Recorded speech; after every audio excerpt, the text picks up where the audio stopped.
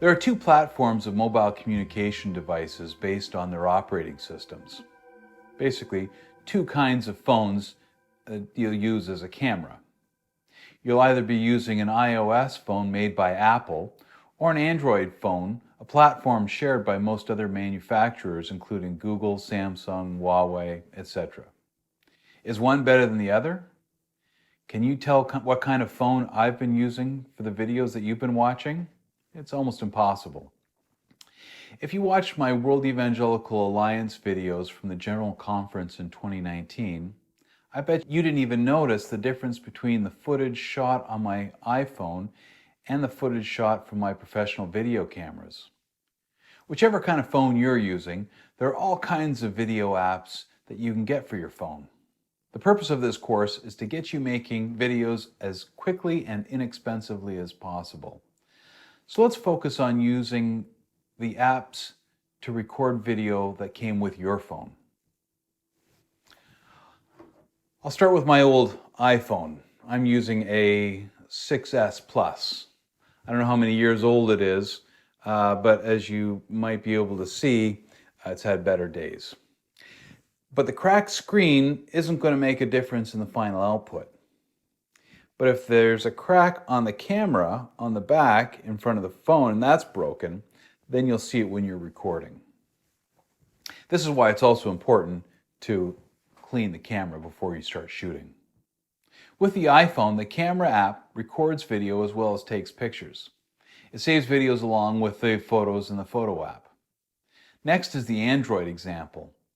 They operate in the same way. Some of you will have tablets you might want to use. Whether Android or Apple, they work on the same principle, with a camera on the front and a camera on the back for selfie mode. How do you start editing the videos? Well, I'll cover that in the section about editing.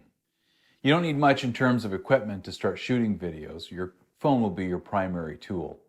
But as I've said before, I recommend a couple of things.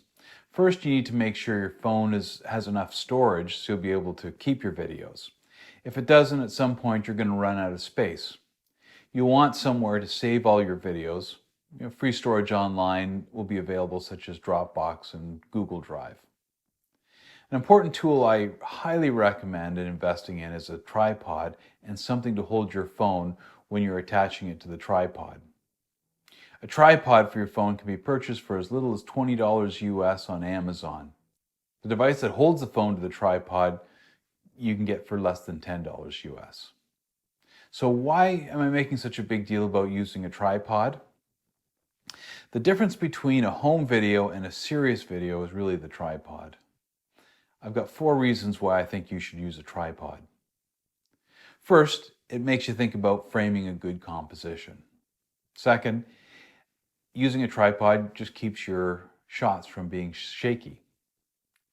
Third, it's easier to edit shots that aren't shaky.